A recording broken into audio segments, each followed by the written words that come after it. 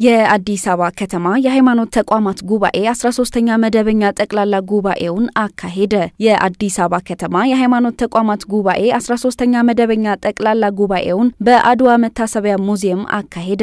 የአዲስ አበባ የሃይማኖት ተቋማት ጉባኤ ዋና ጸሐፊ መጋቢ ታምራት አበጋዝ ጉባኤውን በማስመልከት እንደተናገሩት የ2017 የሥራ አፈጻጸም ሪፖርትና የ2018 የእቅድ ሪፖርት ላይ የጉባኤው ትኩረት መሆኑን ገልጸው ባለፈው የበጀት ዓመት በጉባኤው ዘርፈ ብዙ ስኬቶችና ድሎች የተመዘገቡበት መሆኑን ተናግረዋል። መጋቢ ታምራት አበጋዝ በጉባኤው ባስተላለፉት መልእክት በሃይማኖቶች መካከል ልዩነት ለመፍጠር የሚተጉ አካላትን መታገል እንደሚገባ አጽንኦት ሰጥተው ተናግረዋል። የኢትዮጵያ ካቶሊካዊት ቤተክርስቲያንን በመወከል በጉባኤው የተገኙት የአዲስ አበባ ሀገረ ስብከት ሐዋርያዊ ማስተባበሪያ ጽሕፈት ቤት ኃላፊ ክቡር አባ ጴጥሮስ በርጋ ጉባኤው በየዓመቱ የሚደረግ ጠቅላላ ጉባኤ መሆኑን ገልጸው በባለፈው የበጀት ዓመት የተሰሩ ስራዎች የተገመገሙበትና በቀጣይ ዓመት የሚተገበሩ ስራዎች ላይ ለመወያየት መሆኑን ተናግረዋል። እንግዲህ እዚህ በአድዋ ትልቁ የጉባኤ አዳራሽ ላይ የተደረገው የአዲስ አበባ የሃይማኖት ተቋማት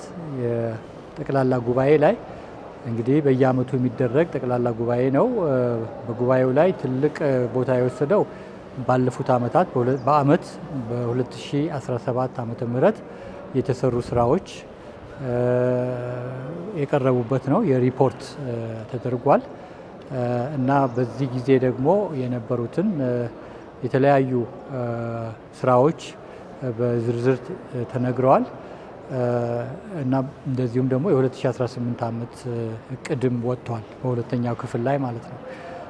ስለዚህ በዚህ ጉባኤ ላይ እንግዲህ አዲስ አበባ ከተማ የሃይማኖት አባቶች የቦርድ አባላት እንደዚሁም ደግሞ ከየክፍለ ከተማው የመጡ የስራ አመራሮች በየክፍለ ከተማውም በወረዳም ደረጃ ተዋቅሮ ስላለ ሁሉም ተሰብስበው ያሉበት ነውና ስለዚህ በየአደረጃጀቱ የተሰሩ ስራዎች በሪፖርት መልክ ቀርበዋል እና በተለይ ደግሞ ሃይማኖቶች በተቻላቸው መጠን በያሉበት በሰላም ግንባታ ዙሪያ ላይ በጋራ መስራት እንዳለባቸው የእርስ በርስ ደግሞ ግንኙነታቸው ደግሞ የበለጠ እንዲጠናከር ለማድረግ በዚህ ላይ የተሰሩ ስራዎች ታይተዋል።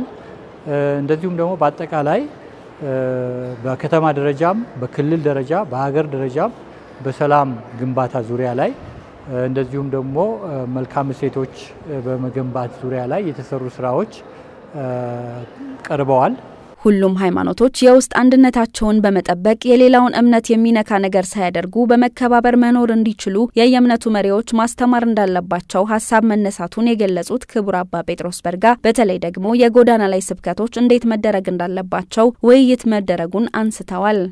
የጎዳና ላይ ስብከቶችም በተመለከተ በስርዓት ባለው መንገድ እንዴት ነው ይህንንስ ማየት ያለብን በሚል ከኢትዮጵያ ሃይማኖት ተቋማት ጉባኤ ጋር እንደዚሁም ደግሞ ከሰላምና ጸጥታ ቢሮ ከከተማው የሰላምና ጸጥታ ቢሮ ኃላፊዎችም ስለነበሩ ከነሱ ጋር ውይይት ተደርጎበታል ማለት ነው። ስለዚህ በአጠቃላይ ሃይማኖቶች በውስጣቸው አንድነት ይዘው እንደዚሁም ከሌላውም የሃይማኖት ተቋም ጋር ያላቸው ግንኙነት የተጠናከረ እንዲሆን ሰላማዊ እንዲሆን በዚህ ላይ ውይይት አድርገናል።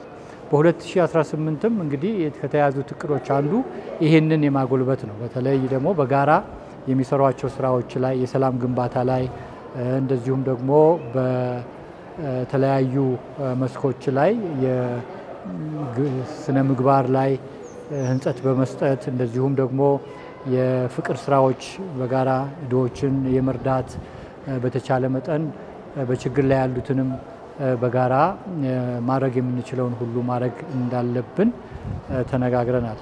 እንደዚሁም በተለይ ደግሞ በተፈጥሮ ጋራ በተያያዙ ያለው የዚህ የአረንጓዴ አሻራ ላይም የሃይማኖት ተቋማት ትልቅ ሚና አላቸው እና በዚህም ላይ ያለን አስተዋጽኦ አስፍተን መቀጠል እንዳለብን እነዚህ እንግዲህ የጋራ የሆኑ የሃይማኖት ተቋማት የየራሳቸው የእምነት ዶክትሪን አላቸው። ነገር ግን በጋራ መስራት የሚችሏቸውን ነገሮች ለሀገር ለሕዝብ እንዲሰሩ ምክክር ተደርጓል ማለት ነው።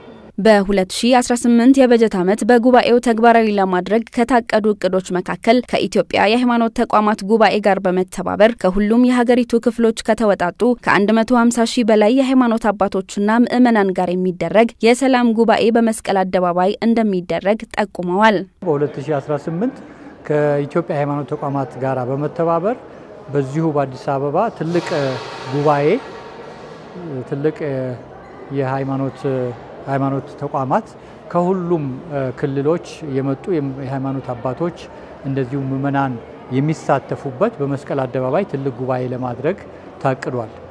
ወደ 150 ሺህ በላይ ተሳታፊዎች የሚገኙበት ትልቅ የሰላም ጉባኤ እንዲደረግ ታስቧል በዚሁ ዓመት።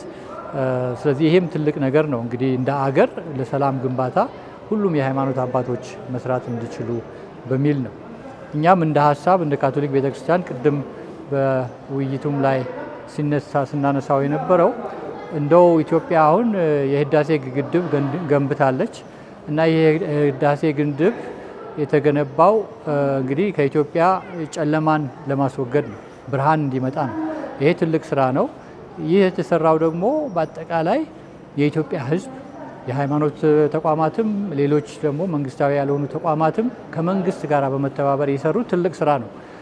አሁን ደግሞ በዚህ ጊዜ እንደ ህዳሴው ግድብ ህብረተሰቡን ለማስተሳሰር እና ሌላስ እንደው የህዳሴ ግድብን ባልነው ማድረግ የለብንም ወይ የሚል ሐሳብ አንስተናል። የአዲስ አበባ ሀዲያና ስልጤ ሀገረ ስብከት ሊቀ ጳጳስና የአዲስ አበባ ከተማ የሃይማኖት ተቋማት ጉባኤ የቦርድ ሰብሳቢ ብፁዕ አቡነ ሕርያቆስ በበኩላቸው ሃይማኖቶች በስነ ምግባር ህግ አንድ መሆናቸውን ገልጸው ሃይማኖትን ከምግባር ጋር አጣምሮ መኖር እንደሚገባ ጠቁመዋል። በእምነታችን ሆነን ለሰዎች ሁሉ በጎ ስራ ልንሰራ ያስፈልጋል ሲሉም ተናግረዋል። የአዲስ አበባ ከተማ እስልምና ጉዳዮች ከፍተኛ ምክር ቤት ፕሬዝዳንት ሼህ ሱልጣን እንደተናገሩት የዛሬው ስብሰባችን የአንድነታችንና የአብሮነታችን ገለጫ ነው ብለው ስንተባበር ለሁላችን የምትመች ሀገር መገንባት እንችላለን ብለዋል። የኢትዮጵያ ሃይማኖት ተቋማት ጉባኤ ዋና ጸሐፊ ሊቀ ትጉሃን ቄስ ታጋይ ታደለ መንግስት በሰራው ስራ የአደባባይ በዓላት በሰላም ማለፋቸውን ተናግረው በዚህ ውስጥ የአዲስ አበባ ከተማ የሃይማኖት ተቋማት ጉባኤ ድርሻ